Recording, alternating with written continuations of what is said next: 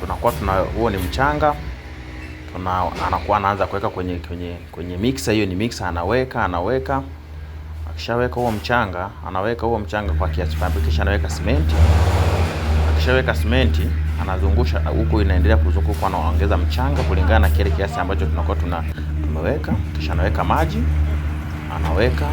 Kwa hiyo inaendelea kujichanganya, inaenda kujichanganya, kisha anaanza kuisaidia mashine kuzunguka vizuri kwamba ule mchanga ili utoke. Kisha anatoa mchanga, anafungua hapo, inatoka sa mchanga unakuwa tayari hapo, maana yake ule mchanganyiko wa mchanga na simenti, na ameshaweka na maji. Shaweka, kisha basi huyu mwenzake anashika huko, anatoa, anaweka. Kishaweka hapo tofali, anaipiga namna hiyo, basi inakuwa imetoka. Huyo jamaa anaichukua tofali na kisha anakuipeleka mpaka sehemu anapoenda kupanga. Kwa tofali yetu inaitwa RTM, tofali kama anaweka hapo. Kisha tofali kishakauka, tunakuja kuipanga kama hivyo unavyoiona. Jamani, karibuni sana wateja wetu, hapa ni RTM.